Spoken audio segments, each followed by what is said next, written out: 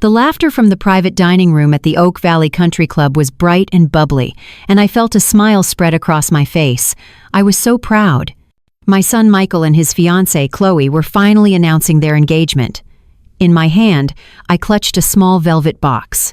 Inside was my grandmother's sapphire necklace, the one my late husband David had given me, the one I was about to give to the woman I hoped would be my daughter. As I got closer, I heard Chloe's voice, sharp and clear above the others. "Oh God, no," she laughed. "We didn't actually get married here. We eloped in Tuscany last month. Could you imagine this place for my wedding photos? We just wanted something aspirational." One of her friends must have pointed me out. Chloe's eyes met mine across the room. Her smile didn't falter, it just turned to ice. "This little party?" she said, her voice carrying so everyone could hear. "This is for the investors." The investors. The word landed like a punch to the gut. I looked at the velvet box in my hand, then at my son, who suddenly found the pattern on the carpet fascinating. I, who had sold my husband's beloved lake cabin to fund their life. I, who paid for the very membership that let them stand in this room. I wasn't family. I was a business transaction. That moment, standing in the hallway of a country club I paid for, wasn't the start of the war. It was the end of a long, quiet surrender. To understand how I finally learned to fight back, you need to know how it all began. It began, as these things so often do, not with a fight, but with a dream. Or rather, with two dreams, colliding in a way that would leave only one standing. The first dream was mine, and my husband David's. It was built of pine logs and fieldstone, nestled on the edge of Lake Owasco. The cabin. It wasn't fancy, but it was ours. David, a firefighter with hands that could fix an engine or bandage a scraped knee with equal care, had poured his soul into that place. I can still smell it if I close my eyes.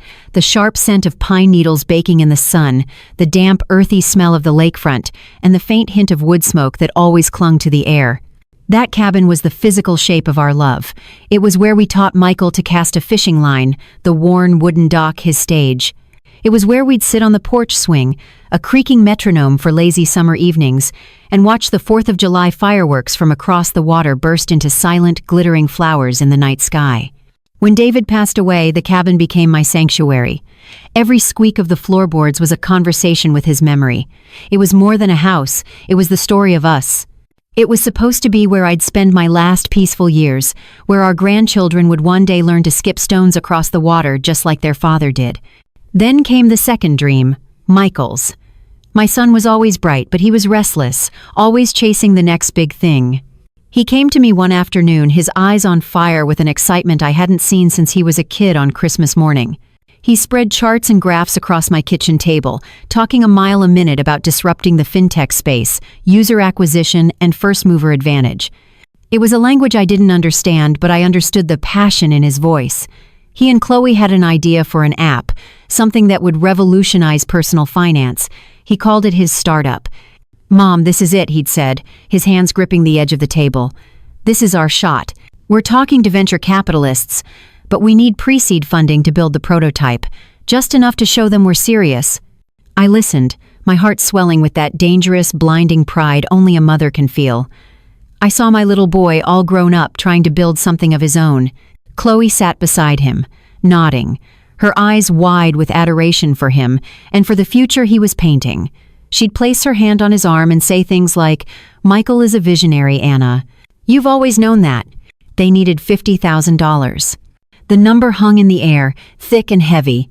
I didn't have that kind of money just sitting in the bank. My teacher's pension was comfortable, but it wasn't for funding startups. There was only one place an amount like that could come from. "Michael," I started, my voice quiet. The cabin," he said, cutting me off gently. "Mom, I know what it means to you, to us, but think of it as an investment. We'll pay you back double, triple even, in the first year. You could buy a new cabin, a better one, anywhere you want. This isn't just for me. It's for all of us. It's for our future." An investment. That's what he called it. He wasn't asking me to give up my past. He was asking me to invest in his future. How could I say no to that? How could I be the person who stood in the way of my only son's dream? Against every gut instinct, against the ghost of David whispering in my ear to be careful, I heard myself say yes. The day I signed the papers with the realtor felt like a betrayal. I did one last walkthrough of the empty cabin. My footsteps echoed in a way they never had before. I ran my hand over the stone fireplace David had built, his initials carved discreetly into one of the stones. I stood on the dock and watched the sun set over the lake, the water turning to liquid gold, and I cried. I wasn't just selling a property, I was selling the last physical piece of my husband. I was selling my future peace for my son's future ambition. I packed up 40 years of memories into cardboard boxes and told myself it was for the right reason. For the first year, it felt like it was. Michael and Chloe were full of good news. They'd hired a coder, they'd had a phenomenal meeting with an angel investor, they were generating buzz. They'd take me out to fancy dinners I couldn't afford, always insisting, "Put your wallet away, Mom. You're our guest." Then, the request started. Small at first. "Mom, could you cover the car payment this month? All our capital is tied up in development." "Hey Mom, Chloe's laptop died.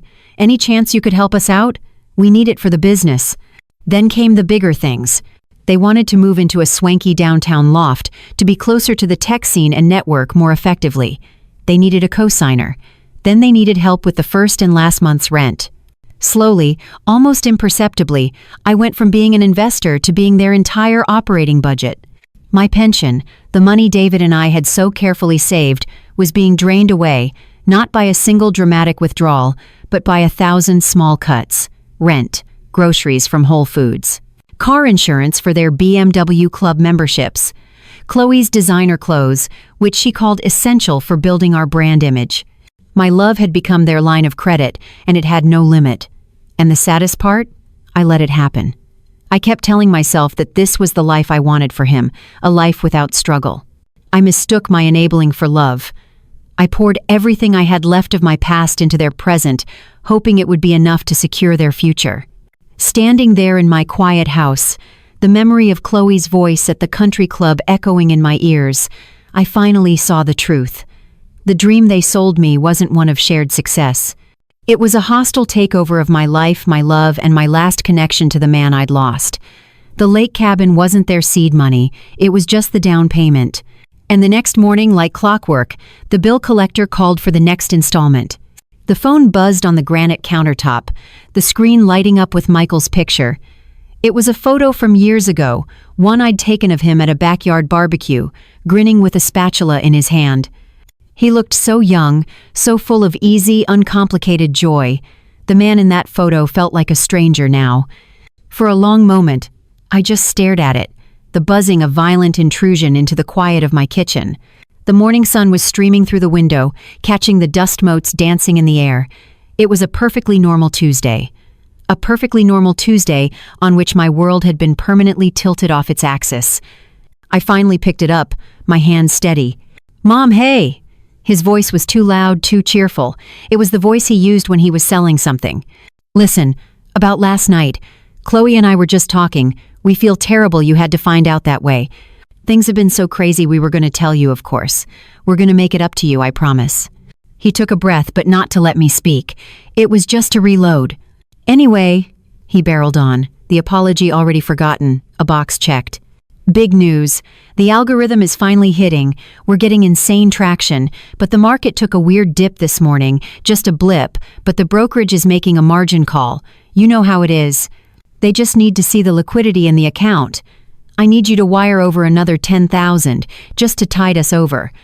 Mom, this is it. This is the last push before we're in the clear. We're talking millions on the other side of this." As he spoke, his words started to lose their meaning. The financial jargon, the urgent, breathless pitch, it all faded into a dull drone in my ear. I looked around my kitchen, the one David and I had remodeled the year before he got sick. I saw the cheerful yellow paint we'd argued over for a week. I saw the small crack in the ceramic tile by the stove from the time I'd dropped a cast iron skillet. I saw the row of cookbooks, their spines faded and spattered with sauce, full of recipes that had nourished my son his entire life. These were real things, tangible things, things built with love and time. And on the phone was my son, talking about nothing. He was selling air. He was selling a fantasy, and he was using my reality to pay for it. Margin call. I translated the words in my head. What he meant was, I bet money I didn't have, and now the people I owe want to be paid. Just to tide us over, what he meant was, give me another piece of Dad's legacy to burn. I thought back to all the other times, the slow, steady erosion of my boundaries. It started so small I barely noticed it. It was the time, 2 years ago, when he called because he'd maxed out his credit card on business expenses and couldn't afford to get his car's transmission fixed. I transferred the money without a second thought. Because you help your kids. That's what you do. Then it was Chloe, calling in a panic a year later. A pipe had burst in their apartment building, and their renter's insurance wouldn't cover the full damage to their electronics. They needed $3,000. I dipped into my savings. Because you help your family, that's what you do. From there, the dam of my resistance had crumbled. Their rent, which was always just a little short this month. Their groceries, because they needed to eat healthy to stay focused. Their vacations, which they called networking trips. Each request was a test, pushing the boundary a little further. Each time I said yes, I taught them that my love and my bank account were one and the same. Each yes made the next no impossible. I had built my own prison of generosity, and for 3 years I had dutifully handed them the key each time they asked. But last night, they hadn't just asked for the key. They had put a sign on the door that said, "Business only." "So, if you could just get to the bank this morning, that would be huge," Michael was saying, wrapping up his pitch. "The wire needs to go through by noon Central Time." I took a deep breath. The air in my lungs felt different, sharper, colder. The fog of maternal obligation that had clouded my judgment for years was finally beginning to clear. The hurt was still there, a deep, aching bruise on my heart, but something else was growing around it, a hard, protective shell of anger. Not a hot, shouting anger, but a cold, quiet fury. It was the anger of a teacher who has given a student every chance to learn a lesson, only to watch them cheat on the final exam. "Michael," I said. My voice was so calm it surprised me. It was my old principal voice, the one that could quiet a rowdy cafeteria without being raised. The line went silent. He was so used to my immediate agreement that my simple use of his name was like a brick wall in his path.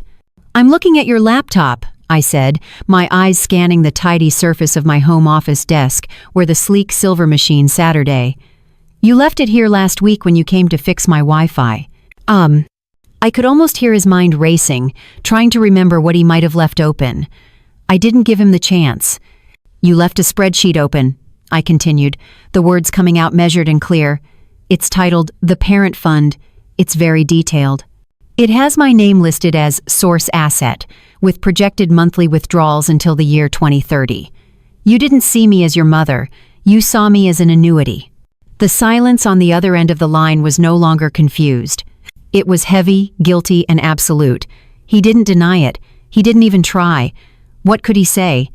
I had his own words, his own cold, calculating plan, right there in front of me. For the first time in 3 years, I was the one holding all the cards. I pressed the red icon on my phone screen. The connection ended with a soft, digital click, and in the profound silence that followed, I took my first real breath of freedom. But that strength, the kind it takes to hang up on your only child, doesn't come out of nowhere. It isn't born in an instant. It had arrived 3 days earlier, not in a flash of anger, but in the quiet, sterile glow of a laptop screen. Michael had come over the previous Friday. He'd made a big show of fixing my Wi-Fi, a task that took him all of 10 minutes before he spent the next hour pacing on my back patio, his phone pressed to his ear, talking in low, urgent tones about leverage and exposure. He'd left in a hurry, forgetting his sleek silver laptop on my home office desk. For 2 days, I let it sit there, a silent, metallic guest in my house. I had no intention of prying. The thought never even crossed my mind. But on Sunday evening, I went in to pay some bills and decided to move it to the bookshelf, out of the way. As I lifted it, the lid, which hadn't been fully closed, swung open. The screen flickered to life, waking from its sleep. It showed a web browser, littered with open tabs, a page for a $5,000 Tag Heuer watch, a travel blog about the 5 best all-inclusive resorts in Cabo, an article on the investment potential of vintage sports cars. I felt a familiar, dull ache in my chest. This is where the money went. Not to a struggling business, but to a fantasy life. My intention was just to close the browser and shut the lid, but as the cursor moved across the screen, my eyes caught an icon on the bottom taskbar. It was for a spreadsheet program, a little green X. And the file name was visible right next to it. Parent Fund, Master, V3. Parent Fund. The words seemed innocent enough. Maybe it was something for his own future, for when he became a parent. But my hand froze over the mouse. A cold knot tightened in my stomach. It was the same instinct that tells an animal a predator is near, the same feeling I got as a teacher when a student's story just didn't add up. Something was wrong. Against my better judgment, I clicked. The spreadsheet bloomed onto the screen, filling it with a grid of neat, black lines and soulless text. It was organized, efficient, and utterly horrifying. My breath caught in my throat. Across the top, the column headers told a story. Date, withdrawal amount, source account, purpose. I scanned the purpose column. It was a masterclass in corporate doublespeak. A $5,000 withdrawal in May was labeled brand development. I knew that was for the down payment on Chloe's leased BMW. $3,000 in July was client relations. That was their anniversary dinner at the city's most expensive steakhouse. $8,000 in September was market research. That was their ski trip to Aspen. Every dollar I had given them, every sacrifice I had made, was there, sanitized and stripped of all emotion, reduced to a line item in their business of living off of me. The slow burn of 3 years of doubt and worry suddenly roared into a full-blown inferno. This wasn't mismanagement. This wasn't youthful irresponsibility. This was a plan. Then my eyes drifted to the final 3 columns, and the air left my lungs in a painful rush. It felt like a physical blow. Source asset, Anna Peterson. Projected sunset, 2030. Contingency, estate liquidation. I read the words again, and again. Source asset, not mom, not mother. I was a thing. A resource to be tapped, an oil well to be pumped dry. Projected sunset, 2030. They had run actuarial tables on my life. They had put an expiration date on me. My own son had calculated the year his mother would likely die and built it into his financial model. The coldest, most terrifying part was the final column. Contingency, estate liquidation. A plan for after I was gone. A plan to sell my home, my belongings, everything David and I had built, to continue funding their fantasy. In that moment, the warm, loving memory of the lake cabin, of David's calloused hands on the stone of the fireplace, of the sun on the water, crashed against the cold blue light of the monitor. They hadn't just sold my past for their future. They had already priced out and planned to sell the rest of my life. I didn't scream. I didn't cry. Something inside me snapped shut, a heavy steel door slamming down over the part of my heart that had been endlessly, foolishly open for my son. The grief was still there, but it was now encased in ice. I leaned forward, my movements precise and deliberate. I took out my phone and took a clear, high-resolution photo of the screen. Then I connected my printer and printed 2 hard copies, the machine humming a quiet hymn of confirmation. I folded the papers, placed one in my safe deposit box key and the other in the folder for my will. That spreadsheet was the cruelest thing I had ever seen, but it was also a gift. It was the truth, in black and white. It was the weapon I never knew I needed. It's why, at the country club, when Chloe had called me an investor, I didn't crumble. She wasn't insulting me. She was just finally telling the truth out loud. So when Michael called that Tuesday morning with his slick pitch and his fake apology, I was ready. I sat at my desk, my fingers resting on the printed copy of his betrayal. I let him talk, let him spin his web of lies about margin calls and market dips, and all I could see were those columns. All I could hear was the quiet, final click of that steel door in my soul. "Michael," I'd said, my voice a stranger in my own ears, "I'm looking at your laptop. You left a spreadsheet open. It's titled The Parent Fund. You didn't see me as your mother. You saw me as an annuity." After I hung up, the silence in the room was absolute.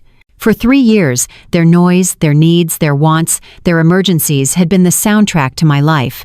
Now, all I could hear was my own breathing. The spreadsheet hadn't just shown me their plan, it had given me one of my own. A plan needs a strategy, and a strategy needs an army. I knew I couldn't fight this war alone. For 40 years, my life had revolved around 2 networks. The first was my family, which had now proven to be a hostile entity. The second was the Oak Haven School District.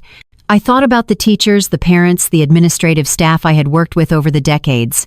These were serious, practical people. People who organized book fairs that raised thousands of dollars on a shoestring budget. People who could wrangle 100 screaming 6-year-olds on a field trip with nothing but a clipboard and a stern look. These were people who knew how to get things done. I scrolled through the contacts on my phone, my thumb flying past Michael's name without a flicker of hesitation. I stopped on a name I hadn't called in months, but one I knew I could count on. Brenda Gallo. Brenda had been the PTA president at my school for 6 consecutive years. She was a force of nature, a woman who could intimidate the superintendent and charm a first grader in the same breath. Our friendship had been forged in the trenches of bake sales and budget meetings. If you needed to solve a problem in this town, you called Brenda. She picked up on the second ring. "Anna, what a nice surprise. How are you?" There was no time for small talk. The part of me that felt the need to soften the edges of every conversation was gone, burned away by the cold light of that spreadsheet. "Brenda, I need your help," I said, my voice even. "I'm in a difficult family situation. It's financial. I need a lawyer, not just a good one. I need a shark." Brenda was quiet for a beat. She was smart enough to know that a request like that from a woman like me meant something serious had happened. She didn't pry or ask for the gossip. The PTA network runs on discretion and efficiency. "I know just the person," she said. "Maria Diaz. My cousin used her for a messy business dispute last year. Said she was brilliant, tough as nails. I'll text you her number." 30 seconds later, my phone buzzed with the contact information. An hour after that, I was sitting in the waiting room of Diaz and Associates, a law firm located in a sleek, modern building downtown that smelled of new carpets and strong coffee. It was a world away from the trendy, chaotic co-working space Michael had once shown me, with its beanbag chairs and kombucha on tap. This was a place for serious adults. Maria Diaz was not what I expected. She was a woman in her late 40s, sharply dressed in a navy blue suit, with dark hair pulled back in a severe bun, and eyes that seemed to see right through you. When she shook my hand, her grip was firm, her focus absolute. There was no pity in her expression, only a keen professional intensity. "Mrs. Peterson," she said, gesturing for me to sit in the leather chair opposite her massive, uncluttered desk. "Brenda Gallo speaks very highly of you. She said it was urgent. Tell me what's going on." I had rehearsed a dozen different ways to start my story. I'd imagined breaking down, laying out the 3 years of emotional betrayal and heartbreak. But as I sat there, across from this powerful, competent woman, the tears felt useless. The emotional story was for me. For her, I needed facts. I reached into my handbag and pulled out the folded pages I had printed. I placed them on the polished mahogany between us. The paper made a soft, definitive sound in the quiet room. "This is a business plan my son and his wife created to systematically drain my assets," I said, my voice steady. "He calls it the parent fund." "Oh." Maria Diaz picked up the papers. She didn't say a word. Her eyes, quick and intelligent, scanned the first page. I watched her expression change. It wasn't shock or sympathy. It was something else. A cold, professional anger. It was the look of a surgeon identifying a cancer. She turned to the second page, her finger tracing the columns I knew by heart. I saw a muscle in her jaw tighten as she read the words, "Source asset, Anna Peterson." "Oh." She slowly lifted her gaze from the page and met my eyes. "Projected sunset, 2030, she said, her voice low and dangerous. "They've put a timeline on your death to calculate their inheritance." Hearing the ugly truth spoken so plainly by a stranger was profoundly validating. I wasn't overreacting. I wasn't a confused old woman. I was the victim of a calculated long-term financial assault. "Mrs. Peterson," she said, her tone shifting from analysis to action. "This is a classic, albeit meticulously documented, case of elder financial abuse. The bad news is that your son is a predator. The good news is that he's an arrogant one." He wrote down the evidence. "Now, here's what we are going to do." For the next hour, Maria Diaz laid out a battle plan. It was swift, ruthless, and beautiful in its efficiency. We called my bank from her office, and, with her on the line as my legal counsel, I put an immediate freeze on all transfers and access to my accounts. We flagged my son's name for any future inquiries. She drafted a letter to the landlord of their loft, informing them that as co-signer, I was revoking my financial guarantee at the end of their current lease. She had a paralegal begin the process of drawing up a new will and a durable power of attorney, naming Brenda as my executor, completely cutting Michael out. With every action, I felt a weight lifting off my shoulders. Each phone call, each document signed, was a brick being laid in a new wall, a fortress built to protect what was left of my life. For 3 years I had been playing a game without knowing the rules, a game where my love was their strategy and my generosity was their winning hand. Now I had a master strategist on my side. I left her office just as the sun was beginning to set, casting long shadows across the city streets. The $10,000 margin call my son had demanded seemed like a joke now, a problem from another lifetime. He thought he was playing chess, but he had no idea I was about to flip the entire board. I walked to my car, my back straighter than it had been in years. The army was assembled. The war had begun, and for the first time it would be fought on my terms. I expected a counterattack, but for a week, there was only silence. It was a tense, unnerving quiet, the kind of stillness that comes before a storm. I knew they weren't giving up. They were regrouping. They were planning. The phone didn't ring. No desperate emails appeared in my inbox. They were done asking. Their next move would be to take... The doorbell rang the following Tuesday afternoon. I wasn't expecting anyone. Through the peephole my heart sank. It was Michael, but he wasn't alone. Standing beside him was Chloe, dressed in a muted gray dress, her face a mask of solemn concern. And next to her was a man I'd never seen before, a man in a slightly too shiny gray suit, holding a leather briefcase. He had the kind of reassuring, predatory smile you see in late-night commercials for debt consolidation. I opened the door. My years as a teacher had taught me that you never let a challenger see you're rattled. You stand up straight, you keep your voice even, and you hold your ground. "Anna, thank God," Chloe breathed, rushing forward as if to embrace me. I took a half step back, and her arms fell awkwardly to her sides. My front door had become a border, and she was not getting a visa. "Mom, we were so worried," Michael mumbled, his eyes fixed on my doormat.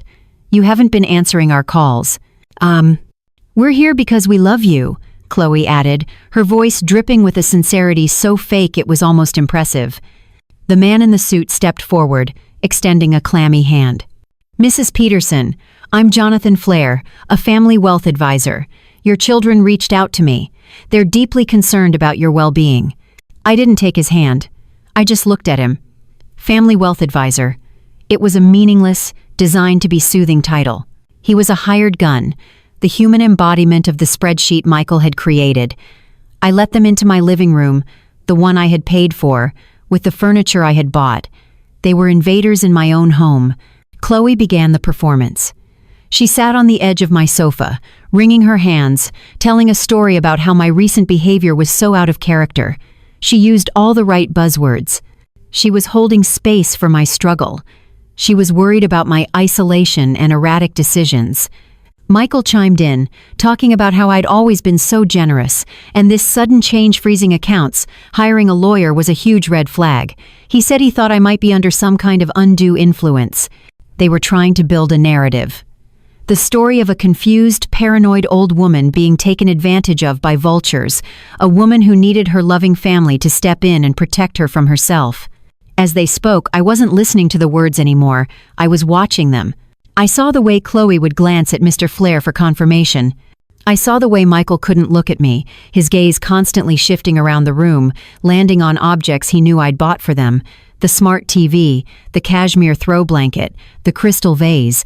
He wasn't looking at his mother's home. He was taking inventory of the assets. Finally, Mr. Flair cleared his throat, signaling that the emotional appetizer was over. It was time for the main course. "Anna," he said, switching to my first name as if we were old friends. "I understand this is a difficult time. At a certain stage in life, managing a complex estate can become a burden. Your children want to help lift that burden from your shoulders." He clicked open his briefcase with a sound that seemed to suck all the air out of the room. He pulled out a thick sheaf of papers, bound in a neat blue cover. He slid it onto the coffee table, the paper making a soft, sinister whisper against the polished wood. "This," he said with his oily smile, is a durable power of attorney. It's a very common tool. It would allow Michael to help you manage your finances, pay your bills, make sure you're taken care of. It just facilitates a smooth transition. It would just be temporary, of course, just to make things easier for you until you're feeling more like yourself again. There it was, the coup. The legal, civilized, pen and ink version of a mugging. They weren't just after another $10,000. They were after everything. The house, the pension, the savings. My life, reduced to a signature line. I looked at the document, then I looked at my son. Really looked at him.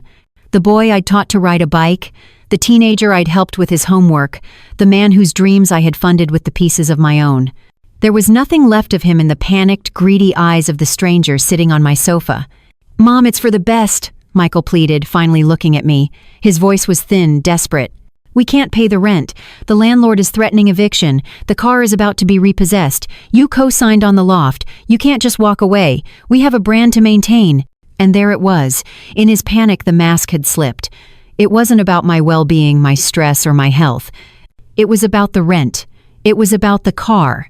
It was about their brand, a hollow, imaginary thing built on a foundation of my life savings. A strange calm settled over me. The teacher in me took over, the part that knew exactly how to handle a profound disappointment. I didn't raise my voice. I didn't touch the papers. I simply stood up. "Your brand," I said, my voice quiet but carrying the weight of every dollar, every sacrifice, every lie, "is no longer my liability." I looked at all three of them, my gaze moving from Chloe's shocked face to Mr. Flair's crumbling smile, and finally to my son. "Get out of my house." The words hung in the air, simple and absolute. It wasn't a request, it was an eviction notice. Chloe gasped, offended. Mr. Flair started to stammer about legal obligations. But Michael just stared at me, his face pale. For a flicker of a second, I thought I saw a glimmer of the little boy I once knew, a look of shocked hurt, as if he couldn't believe his own mother wouldn't bail him out one last time. But it was gone as quickly as it came, replaced by the sullen anger of an entitled man being told no for the first time in his life. I walked to the front door and held it open. The message was clear. They shuffled out, a defeated little army in full retreat. As they walked down the path, Chloe turned back, her eyes full of a venom that promised this wasn't over. I just looked at her, and then I closed the door, the solid click of the lock echoing in the sudden, beautiful silence of my home. They had tried to declare me unfit. But I had never felt more competent in my entire life. They had tried to declare me unfit in my own living room. When that failed, they decided to try it in front of a judge. Their next move was to weaponize the system against me. They filed a petition for an emergency conservatorship, and months of legal maneuvering finally led us here, to the cold, sterile air of a family courtroom. The room was small, paneled in cheap wood veneer that was meant to look dignified but just looked sad.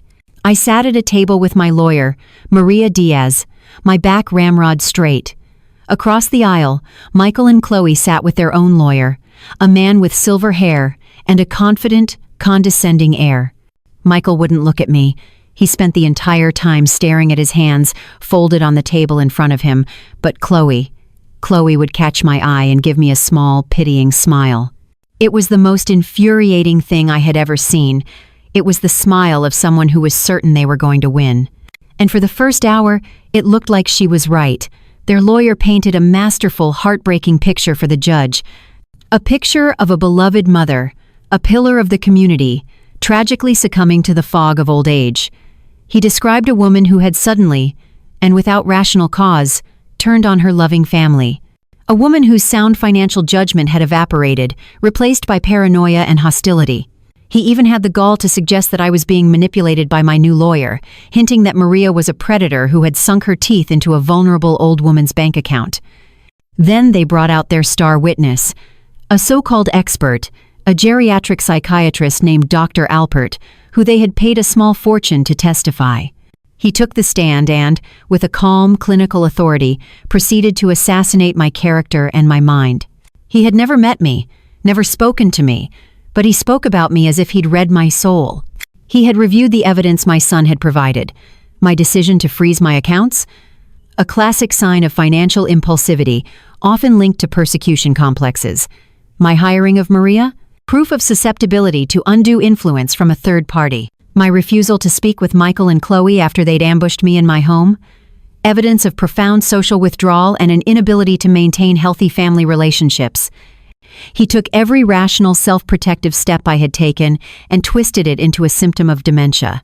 I sat there, my hands clasped in my lap to keep them from shaking, and listened to this stranger narrate the story of my own insanity. The slow burn of injustice that had been smoldering for 3 years was now a white-hot rage in my chest. I felt a flicker of fear. The man sounded so convincing. The lies were so neat, so professionally packaged. I glanced at the judge, and stern-faced woman named Judge Carmichael, trying to read her expression. She was unreadable, her face a stone mask. When it was Maria's turn, she rose, her movements calm and deliberate. She approached the witness stand. "Dr. Alpert," she began, her voice quiet but carrying to every corner of the room. "In your extensive review of this case, how many times have you met with my client, Mrs. Peterson?" The doctor shifted in his seat. "I have not had the opportunity to meet with her directly." "So you have never spoken to her? Not in person? Not on the phone?" "No," he admitted. "She was uncooperative." "I see," Maria said, letting the words hang in the air.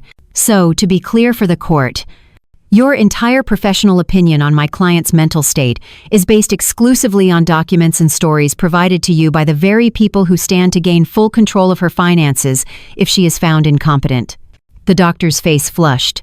"My analysis is based on established patterns of behavior." Maria didn't let him finish. She had made her point. She turned back to the judge. "Your Honor, the plaintiffs have painted a picture of a family motivated by love and concern. I have one final piece of evidence I would like to present that speaks to their true motivations." Michael's lawyer stood up. "Objection. We don't know what this is." "Overruled," the judge said, a flicker of interest in her eyes. "I'll allow it. Proceed, Miss Diaz." A large monitor on a rolling stand was positioned, so the judge had a clear view. Maria clicked a button on her laptop. And suddenly, my daughter-in-law's face filled the screen. It was her vlog. The kitchen in their loft was gleaming, painfully white. Chloe was wearing a silk blouse, her hair perfect, a mug of coffee cradled in her hands as she spoke to her camera with a conspiratorial smile. "Okay, so a lot of you guys have been asking in the DMs about how we managed to fund our lifestyle while the startup is still in pre-launch," she said with a little laugh. "It's all about strategy. The key to any startup is securing patient capital. You need an angel investor who believes in your long-term vision, someone who isn't breathing down your neck about quarterly returns." She leaned closer to the camera, her voice dropping to a confidential whisper. "Our primary investor is a bit old school, you know, a little emotional, but she's very reliable. We just have to manage her expectations carefully right now. It's a delicate situation, but the end game is to get full control of the portfolio. Once that's locked in, we're golden." She finished with a triumphant little wink at the camera. The video ended. Absolute silence descended on the courtroom. It was so quiet, I could hear the faint hum of the fluorescent lights overhead. I watched Chloe's face. All the color had drained from it. The confident, pitying smile was gone, replaced by a mask of pure, primal panic. Michael had sunk so low in his chair he looked like he was trying to melt into the floor. Their lawyer was staring at them, his mouth slightly open, the look of a man who had just realized his clients had lied to him about everything. Maria let the silence stretch for a full 10 seconds before she spoke, her voice cutting through the tension like a knife. "Your Honor," she said, her voice clear and cold, "that video was posted to a private subscription group 2 months ago. The patient capital she's referring to? That's her mother-in-law's retirement fund. The portfolio she wants full control of? That is Mrs. Peterson's entire estate. The estate she claims she has no interest in, other than to protect it." Checkmate. Chloe hadn't just been caught in a lie. She had been caught bragging about the lie, monetizing the lie for her online followers. Her own vanity, her own desperate need to project an image of success, had become the digital smoking gun. And it had just blown their entire case to pieces. The silence that fell over the courtroom was a physical thing, heavy and absolute. You could hear a pin drop. Chloe's smiling, winking face was frozen on the monitor, a ghostly image of the arrogance that had just cost her everything. All eyes were on Judge Carmichael. She didn't move for a long time. She sat there, high on her bench, and simply looked. She took off her reading glasses and polished them slowly with a small cloth, her movements deliberate, almost menacing in their calm. Her gaze drifted from the frozen image on the screen to the real Chloe, whose face was now a blotchy, tear-streaked mask of disbelief.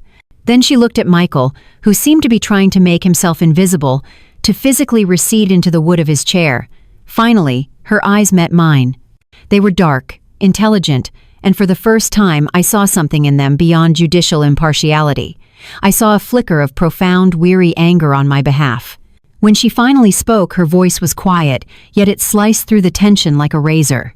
"In my 15 years on the bench in this family court," she began, her eyes fixed on Michael and Chloe, "I have seen a great deal of family dysfunction. I have seen anger, sadness, and misunderstanding. But rarely have I seen a case brought before me that is so transparently, so profoundly, and so repellently motivated by pure, unadulterated greed."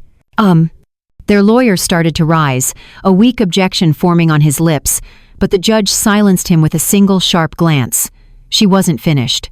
"The plaintiffs have built a narrative of a loving family concerned for their matriarch's cognitive decline. They have paid an expert to pathologize a series of perfectly rational decisions. Let us be very clear about what the evidence has shown. Mrs. Peterson did not exhibit paranoia when she changed her locks. She exhibited prudence after her home was invaded. She did not show financial impulsivity when she froze her accounts. She showed fiscal responsibility when she discovered those accounts were being treated as a personal slush fund. She did not engage in social withdrawal. She established firm, healthy boundaries to protect herself from further emotional and financial abuse. Every word she spoke was a vindication. Every sentence was a balm on the raw wounds of the past 3 years. She was taking their twisted narrative and, one by one, snapping its bones. Then, she leaned forward slightly, her voice dropping even lower, making it somehow more intense. She spoke directly to my son and his wife.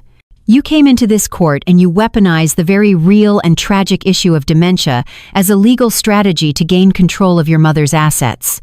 You sat here and listened as a paid expert, who has never met her, publicly dissected her character based on the lies you fed him. You did this not to protect her, but to protect your brand. You did this not out of love, but because your access to what you called patient capital was cut off." She picked up the printed copy of the vlog transcript that Maria had submitted as evidence, holding it up with 2 fingers as if it were a piece of trash. "You speak of a portfolio. The only portfolio that should have mattered to you was the lifetime of love, support, and sacrifice your mother invested in you. An investment you have squandered with a shocking lack of character and a perversion of familial duty that this court finds utterly contemptible." She let the paper drop to her desk.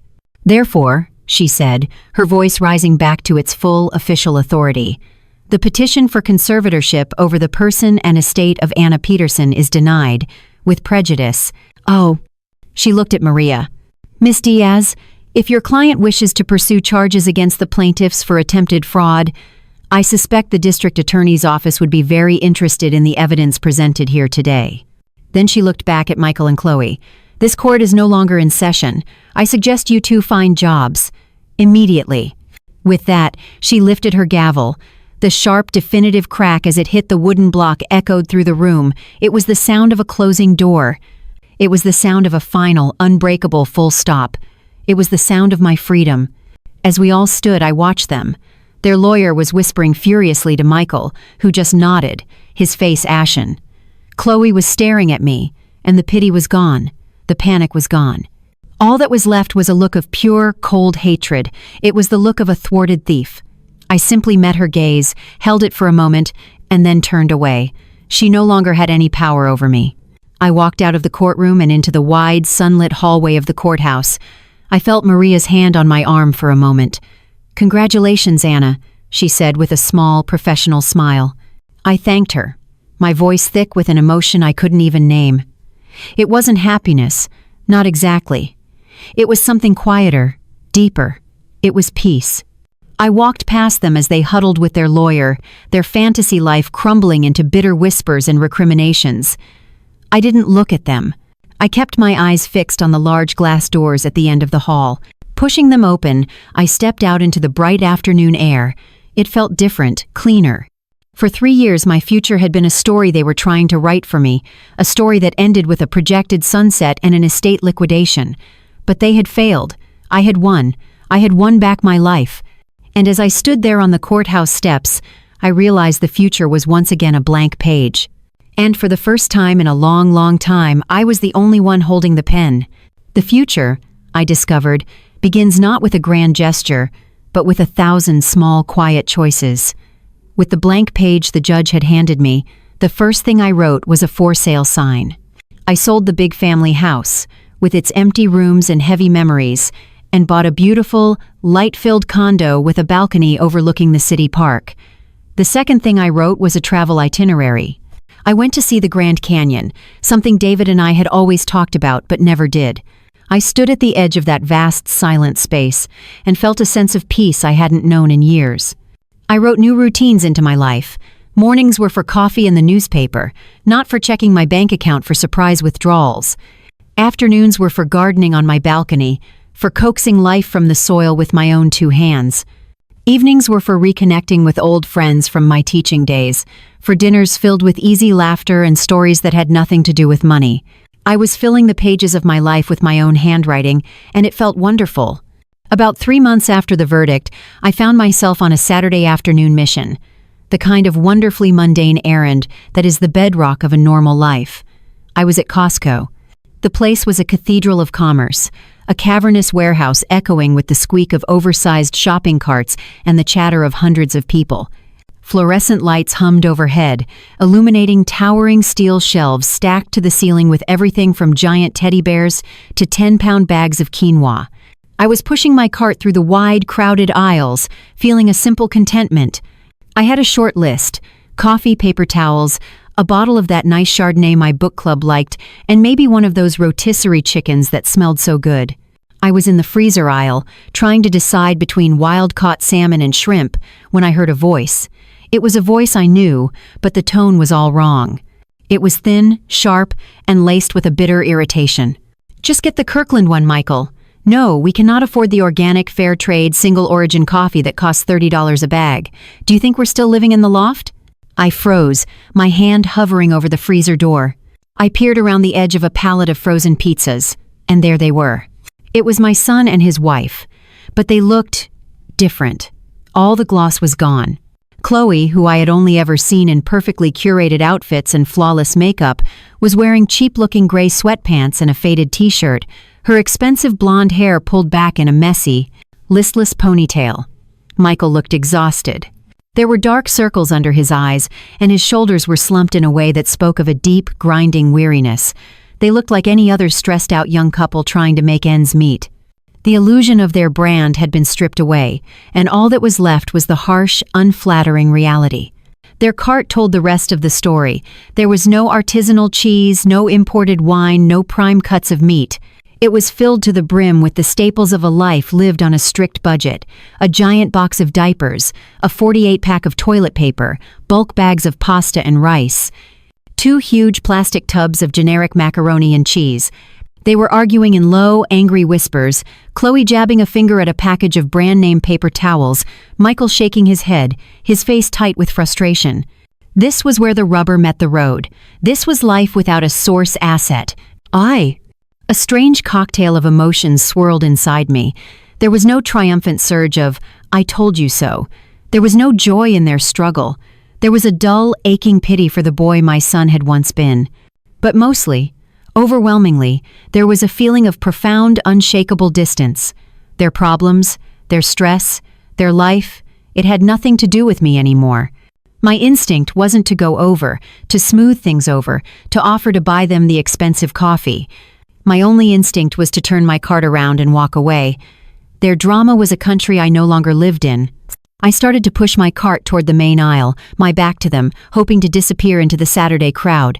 But as I rounded the corner of the aisle with the giant bags of dog food, I nearly ran right into him. It was Michael. He was alone, his face a mask of shocked recognition. His eyes, the same eyes I had looked into for his entire life, were filled with a confusing mix of shame and something else, a flicker of desperate, childish hope. He opened his mouth to speak my name. And in that split second, before a single sound could come out, Chloe was there. She appeared at his side, her face hardening into a familiar mask of cold fury the moment she saw me.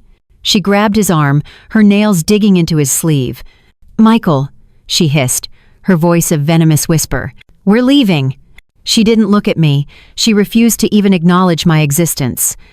She just yanked his arm, physically pulling him away, turning him and their cart of bulk necessities around and pushing him toward the checkout lines. It was a final, pathetic act of pride. He glanced back at me one last time over his shoulder, his expression lost and helpless, before she pulled him out of my line of sight. I stood there for a moment in the middle of the aisle, the smell of roasted chicken and industrial-sized bags of popcorn hanging in the air. A family with 2 laughing kids pushed their cart past me. I took a deep breath. The hatred in Chloe's eyes couldn't touch me anymore. The desperation in my sons couldn't sway me. They were just 2 people in a Costco, figuring out their life, a life they had built. I looked down at my own cart, the wine for my friends, the soil for my new garden. A book I was looking forward to reading. I looked at my short, simple shopping list, and with a feeling of quiet, unshakable peace, I pushed my cart toward the dairy aisle to get some butter. I had a lemon cake to bake. And in the weeks that followed, I did. I baked cakes and breads, I planted a herb garden on my balcony that flourished in the autumn sun, and I filled my home with the scent of rosemary and fresh starts. I was learning that freedom wasn't a destination you arrived at. It was a space you cultivated, day by day. The silence from my son and his wife was absolute, and I was grateful for it. I had accepted that our story had ended in that courtroom, a tragedy of their own making. Then, one rainy afternoon, the mail came. Tucked between a Pottery Barn catalog and a bill for my electricity was a small, plain white envelope. It was the cheap kind you buy in a pack of 50 from the drugstore. There was no elegant embossing, no stylish return address label, just my name and address, written in a hand I would recognize anywhere. Michael's. The postmark was from a part of town full of low-rise apartment buildings and laundromats, a world away from the gleaming downtown loft he had once called home. My first impulse was to tear it in half and drop it straight into the recycling bin. I had won the war. I had no interest in reading the post-battle report from the losing side. I stood in my hallway for a long time, the letter held between my thumb and forefinger as if it might burn me. What could he possibly have to say? Excuses? More blame? A desperate last-ditch plea for money? But my curiosity, the stubborn teacherly part of me that always needed to see the final answer on the test, won out. I took the letter into my kitchen, brewed a cup of strong black tea, and sat down at my small table overlooking the rain-slicked park. With a steady hand, I opened the envelope. Inside was a single sheet of lined paper, torn from a spiral notebook. He began simply, "Dear Mom, I know there's a good chance you'll throw this away without reading it, and I wouldn't blame you if you did. I'm not even sure why I'm writing, except that the things I need to say are too heavy to carry around anymore. For a long time after the court case, I was angry. I blamed you, I blamed Chloe, I blamed the judge, I blamed the whole world for our problems. Chloe and we didn't make it. It turns out a brand built on nothing but hot air, and someone else's money can't survive a strong wind. She left a month ago. I've had a lot of time to think since then, living in this little apartment and trying to figure out how to pay the rent, and I keep coming back to that spreadsheet. I used to be so proud of it. I thought it was so smart. So professional. I've read the copy of it the lawyer sent me 100 times, and now when I look at it, I feel sick to my stomach. I'm not writing to apologize for the money. I know that's gone, and I know I can never pay you back. I'm writing to apologize for the words, source asset. I typed those words. I looked at my own mother, the woman who raised me, who sold Dad's cabin for me, and I reduced you to a line item. It's the most shameful thing I've ever done in my life, and I will be sorry for it for the rest of my days. I don't have a startup anymore. The big ideas are gone. I'm working now, a real job. I'm an apprentice electrician. My boss is a tough old guy who yells at me when I mess up, which is often. I get up at 5 in the morning and I come home covered in dust and drywall, too tired to do anything but eat and sleep. The pay is terrible, and I think it's the best thing that has ever happened to me. The other day, I fixed the wiring in an old woman's kitchen so her lights would stop flickering. She made me a sandwich and told me I was a good boy. I almost cried right there in her kitchen. It was the first time in years I had done something real, something that helped someone in a way that wasn't a transaction. I am not asking you for anything. Not for money, And not even for forgiveness, because I haven't earned it. I just wanted you to know that the lesson finally landed. You spent your whole life trying to teach me, and I was a terrible student, but I'm finally learning. I hope one day I can become a man that Dad would have recognized. Michael. I finished reading and let the paper rest on the table. The rain tapped gently against the window pane. I had expected a plea, an accusation, a manipulation. I had not expected an honest confession. I read it again, the teacher in me scanning for the tells of a lie, for the subtle twist of blame, but there was none. There was only the quiet, humble weight of regret. I hope one day I can become a man that Dad would have recognized.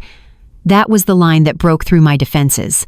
It was the first time in years he had mentioned his father, the first time he had measured himself against a standard of character instead of a standard of wealth.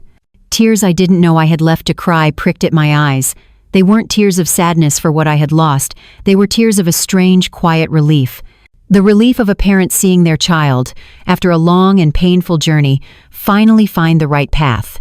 I knew, even as I felt this, that a single letter could not erase 3 years of calculated betrayal. A bridge, once burned, cannot be rebuilt in a day. The trust was gone, a casualty of the war he had started. I had no intention of calling him. I had no intention of writing back. It was too soon. Maybe it would always be too soon. But I didn't tear up the letter. I folded it carefully along its original creases. I walked over to my fireplace, to the simple wooden mantel where I kept a few framed photos. One of David and me on our wedding day. One of a 6-year-old Michael, beaming with a missing front tooth. Next to them was a small carved wooden box where I kept a few special things, David's old firefighter's medal, my grandmother's locket. I opened the box, and I placed my son's letter inside. It wasn't forgiveness. It wasn't a promise of reconciliation. It was just an acknowledgement. Acknowledgement that the lesson had been learned. And proof that, on that blank page of my new life, there might still be room one day for a new chapter I had never expected to write. That letter found its home in the small wooden box, a quiet acknowledgement of a lesson learned. But my life was no longer about looking back at closed chapters. The future was an open book, and I felt a deep, driving need to fill it with something meaningful. For 3 years, my money had been a source of pain, a tool used to manipulate and control me. It had funded a fantasy, propped up a brand, and nearly cost me my autonomy. Now, sitting in my own quiet home, I realized that same money could be something else. It could be a source of healing. It could be a tool for building. The idea came to me on a crisp autumn walk down Main Street. I saw the familiar storefronts, the old hardware store, the family-run diner, the new little bookstore that was struggling to compete with the internet giants. These were real businesses, run by real people who showed up every day and worked hard. They weren't talking about disrupting markets, they were talking about stocking their shelves and making payroll. And I thought about the tens of thousands of dollars I had poured into a digital fantasy, into an app that never even existed. What if that money, the money from the lake cabin, had been invested here? In my own community? The thought took root and began to grow. It wasn't enough to just be free from Michael's dream. I wanted to build a new one. My first call was to Maria Diaz. When I sat down in her office this time, the air was different.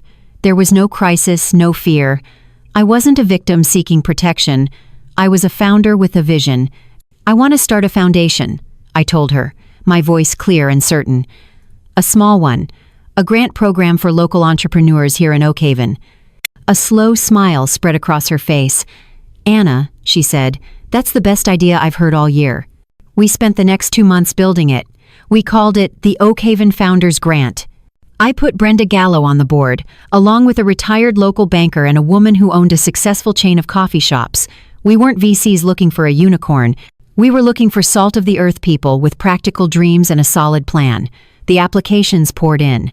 A young man who wanted to start a mobile bike repair service. A mother of 2 who had a business plan for an organic baby food delivery service. A woman who wanted to expand her small bakery. We read every single one. And in their pages, I saw everything my son's plan had lacked. There was no empty jargon, only detailed budgets. There was no talk of a big payday, only a passionate commitment to the hard work of building something from the ground up. The award ceremony was held in the multi-purpose room of the Oak Haven Community Center. The room smelled of stale coffee and hopeful determination. There were no champagne flutes or fancy hors d'oeuvres, just folding chairs and a potluck table in the back. It was a world away from the country club where my old life had shattered. This place was real. As I stood at the simple wooden podium, looking out at the faces of the finalists, my heart was full. These people weren't trying to build a brand, they were trying to build a life. "Good evening," I began, my voice steadier than I expected. When I was a teacher, I learned that potential is everywhere. But potential needs opportunity. It needs a little bit of soil, a little bit of water, and a little bit of faith. An investment isn't just about money. It's a vote of confidence in someone's character, in their vision, and most importantly, in their willingness to do the work. I didn't mention my son. I didn't have to. Every word was a quiet rebuttal to his entire philosophy. Tonight, we are here to make an investment in our community. After reviewing dozens of incredible applications, the board has made a unanimous decision. The first ever Oakhaven Founders Grant is awarded to Sarah Jenkins of the Rolling Pin Bakery. A young woman in the front row gasped, her hands flying to her mouth. Tears welled in her eyes as her friends and family erupted in cheers around her. She was a woman in her late 20s, her face dusted with a permanent layer of flour, her hands strong and capable. I held up the ceremonial oversized check. It was for $25,000. As my hands gripped the giant piece of cardboard, I couldn't help but think of the spreadsheet. Both were financial documents. But that one had been a cold, cruel ledger of extraction, a plan to liquidate a life. This check, this was a seed. This was a beginning. Sarah came up to the podium, wiping tears from her cheeks. I handed her the check, and she hugged me, a spontaneous, heartfelt embrace that conveyed more thanks than words ever could. Later, as people were mingling, she came over to me, her eyes shining. "Mrs. Peterson, I don't even know what to say," she stammered. "This changes everything. I can finally buy a real commercial oven. I've been using 3 residential ovens, running them 16 hours a day. My grandmother's cinnamon roll recipe, now I can actually keep up with the demand." She spoke of recipes and ovens, of getting up at 4 in the morning to proof the dough. She spoke of the hard, tangible reality of her dream. She was the real deal. I left the community center that night and walked out into the cool night air. A profound sense of purpose washed over me. The pain of the last few years had been deep, the betrayal sharp, but it had led me here. It had taught me the true meaning of value. My son had seen me as a source asset to be drained, and in a strange way he was right. I was a source, but not for him, not for his empty brand. I was a source for Sarah, and for the next person, and the one after that. My life was no longer defined by what was taken from me. It was defined by what I was now choosing, freely and joyfully, to give. My life is no longer defined by what was taken from me. It's defined by what I am now choosing, freely and joyfully, to give. That night, walking home from the community center under a sky full of stars, I finally understood the journey I had been on. For so long, my love for my son was like the lake cabin, a beautiful, sacred thing that I was willing to sacrifice for his happiness. I handed it over piece by piece, believing I was funding a dream. But the dream was a lie, and my sacrifice was recorded not in a family album, but on a spreadsheet that calculated my worth down to the last penny and put an expiration date on my life. I learned the hard way that a safety net, if left in place for too long, becomes a hammock, and some people will get so comfortable in that hammock that they forget how to stand on their own 2 feet. They tried to take everything from me in that courtroom. They tried to take my money, my home, and even my own mind. But in trying to strip me of everything, they gave me the one thing I truly needed, a reason to finally fight for myself. I had to lose the son I thought. I had to become the woman I was always meant to be. I learned that you cannot buy love, you cannot purchase respect, and you cannot put a down payment on someone else's character. True value isn't found in a stock portfolio or a brand image. It's found in honest work, in a helping hand, in the quiet dignity of a promise kept. My story began with a gift I was going to give my son's wife, my grandmother's necklace.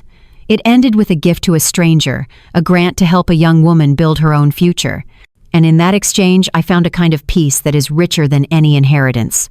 So, let me ask you, if you discovered that the story of your life was being written by someone else, would you have the courage to pick up the pen and write your own ending? If this story resonated with you, let us know your thoughts in the comments below. I'd love to hear what you would have done. And don't forget to like and subscribe for more stories about finding strength in the hardest of times.